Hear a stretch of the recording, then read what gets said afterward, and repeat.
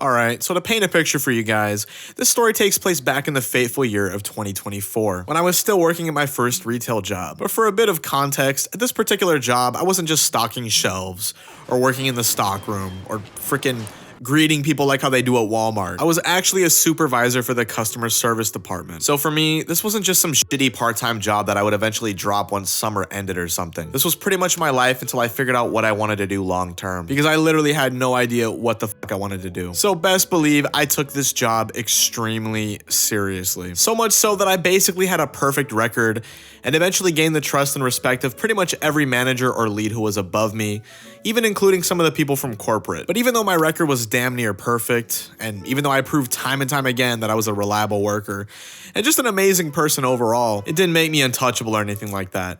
At all. In fact, I learned that it really didn't mean shit at the end of the day. And I'm gonna get into that right now. So one day I'm at work, and one of my coworkers at the time, who we'll call Mabel, comes up to me with this bottle of shampoo. Except this particular bottle of shampoo had a broken cap and was leaking, which meant we had to mark it out of stock and throw it away, because it could become a liability if fallen into the wrong hands. And by that, I mean if a customer hypothetically purchased it and somehow their dog or freaking 3-year-old got a hold of it and devoured it or something, they could sue the fuck out of the company. So selling this item to the public was a big no-no. But anyways, Mabel eventually expresses to me that she really wants this shampoo. And since we're just going to throw it away anyways, is there any way we can mark it down to a really low price and sell it to her instead of letting it go to waste? And me not seeing any flaws in her logic at the time, not to mention me not having any logic at the time, I was like, yeah, sure. What's the worst that could happen? So I eventually marked down the bottle and I sell it to her.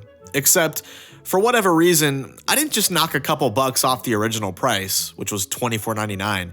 I brought it down to $2, which is obviously a very big gap. I understand that, okay? But at this particular store, people got away with so much nefarious shit that I really didn't see this as a big deal. Like, if they can allow things like, como se dice, sexual misconduct and people doing fucking drugs and drinking on the clock without any sort of repercussions, they can afford to lose a couple bucks, okay? I don't freaking care. So fast forward like 4 months and I'm at work one day, but out of nowhere, I eventually hear my head manager's voice over the intercom go, "Sonny, to the back office, please. Sonny, to the back office." Which I thought was a little odd because this typically never happens unless you're in trouble or something. But I figured it was just my managers trying to tell me about some new policy we have in place, or that I had some side project I needed to do. Nothing more, nothing less. So I head to the back and I meet up with my manager, and she eventually leads me into her personal office. But in her office, there are 2 individuals sitting at her desk, a young man and an older woman to be exact. She then tells me that these 2 individuals are from loss prevention and that they would like to have a word with me. Now, for even more context, if you don't know what loss prevention is, it's basically the sector of the company that focuses on things like theft and fraud, which had me a little confused at first because I didn't steal anything and I definitely wasn't partaking in any kind of fraud. But then I remembered that I told my managers at one point that I'd be interested in becoming a part of loss prevention countless times. So after a few seconds of pondering, it hit me.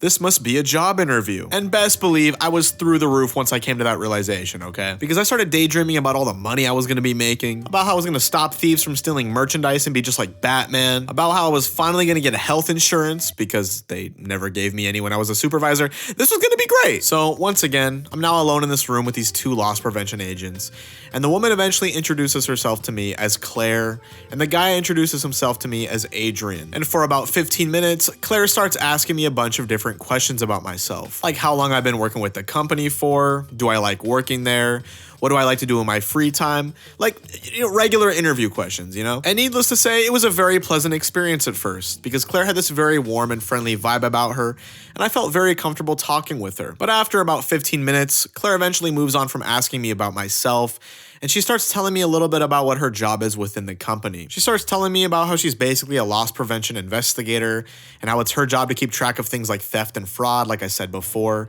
but not just theft and fraud from customers who, try to shoplift or whatever. She tells me that she's in charge of investigating theft and fraud from within the company as well, meaning employees, and how they have cameras everywhere, so anyone who tries anything typically doesn't get away with it. Now, at this point, I'm kind of just nodding my head and trying to sound interested because I genuinely had no idea what was going on, and all this shit was boring as hell. But after all the boring BS she just laid out in front of me, she eventually goes, "Okay, so now I'm going to ask you a little bit of a difficult question, Sonny. When was the last time you walked out of the store with merchandise you didn't pay for?"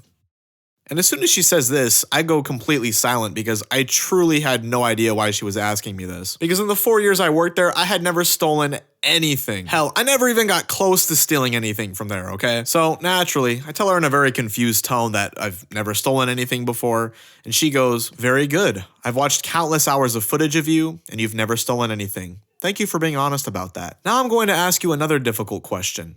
When was the last time you marked an item down for an associate to a price you weren't supposed to?" Now I'm really confused because at this point in time, I had completely forgotten about marking down that bottle of shampoo, okay? Like I said before, it had been like 4 months since then, and as a supervisor, I had to mark shit down all the time. So I go, "I've never done that," because I genuinely forgot about it. But after I say that, she pulls out this sheet of paper and goes, "Oh, really? Because right here it shows your associate ID number next to a markdown. And it says that you marked down an item that was originally $24.99 down to $2. And I have footage of you selling it to your old coworker, Mabel. Remember her?" Now, at this point, I'm shitting bricks because all the memories eventually start flooding back in, and I start to replay the entire interaction in my head. Not only that, but I now realize that this wasn't a job interview at all. It was a fucking interrogation. And that warm and fuzzy vibe Claire was giving off in the beginning was now completely gone. And to make matters even worse, Claire then tells me that Mabel had been fired just a few days before this because they interrogated her as well. So after she shows me the proof and tells me about Mabel, I admit to what I did because at this point in time, there's no use in me lying. They had video evidence of me doing this as well as the receipts, so I was pretty much cooked no matter what. Like if I was playing checkers, they were playing chess, okay? They hit me with a 1-2 wombo combo psychologically. So once again, I admit to what I did. But I tried explaining to them that I didn't do it because I had some ulterior motive or because I wanted to pull a sneaky on them or something. I just thought that since we were going to throw the item away anyways, it wouldn't have been a big deal. Which was the honest to God truth. Except no matter how much explaining I did or how much I tried to justify my actions, they weren't buying any of it. So after about 5 minutes, Claire takes out the sheet of paper and basically makes me write a statement apologizing for what I did. Not only that, she also made me read it out loud to both her and Adrian, like this was the, freaking principal's office or something, because I forgot to mention earlier that these fuckers were recording this entire interrogation. But after all that, she eventually asked me if I'd be willing to pay for the shampoo since the company lost a huge total of, $20. And I tell her yes because I just want this whole thing to be wiped away. Except if I thought that me paying for the $20 that I was responsible for quote unquote stealing was going to fix any of this, boy was I wrong. So after she asked me about the money, she then tells me that she's going to send the recording of the interrogation to HR to see what their final decision will be. And she eventually leaves the room. So now I'm stuck waiting with Adrian. Except this is where things got even worse because this freaking weirdo starts trying to lighten the mood by talking to me about all the raves he's going to. And he starts asking me if I watched Arcane on Netflix or some shit. Like, dude, my fucking livelihood is at stake. I don't care about your fucking goofy ass Netflix shows. So after about 20 minutes of talking about raves and nerd shit with this loss prevention agent, the Hellspawn walks back in and she's like, "So our HR department is located on the East Coast, which means it may take a while for them to make their decision." And when she said that, I expected it to be like a 30-minute wait or something because, how long would something like this even take? It's pretty simple. Acknowledge the fact that I made a mistake, give me a slap on the wrist, and let me go about my day. But we didn't wait for 30 minutes, dude. We waited for 3 fucking hours. Dude, I could have watched Oppenheimer from start to finish. Hell, I could have watched 9 episodes of Naruto during that time. Bro, we were literally in there forever. So after 3 excruciatingly painful long hours, my head manager comes in. And judging by the look on her face, I can tell that whatever she's about to tell me is not going to be good. Like all the hope I had during that last 3 hours was now completely gone. But anyways, she walks over to me. She says to me in kind of a somber tone, "Hey, Sonny, how are you?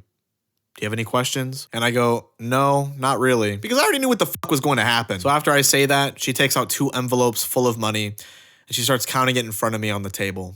And as soon as she finishes counting, she then says to me, "So unfortunately, because of the decision you made, the company has decided to let you go.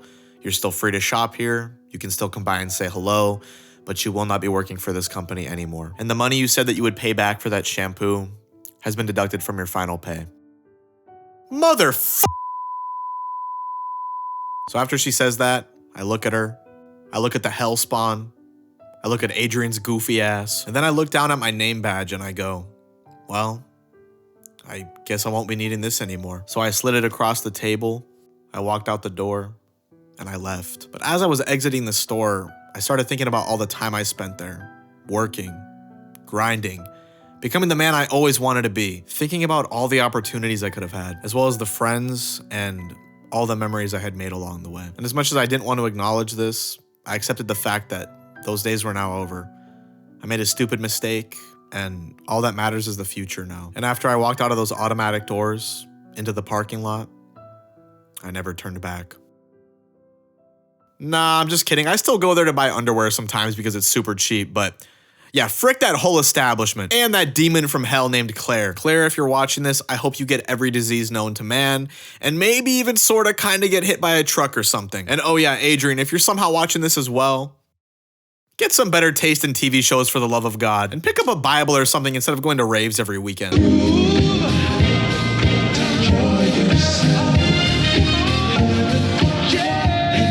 Enjoy yourself.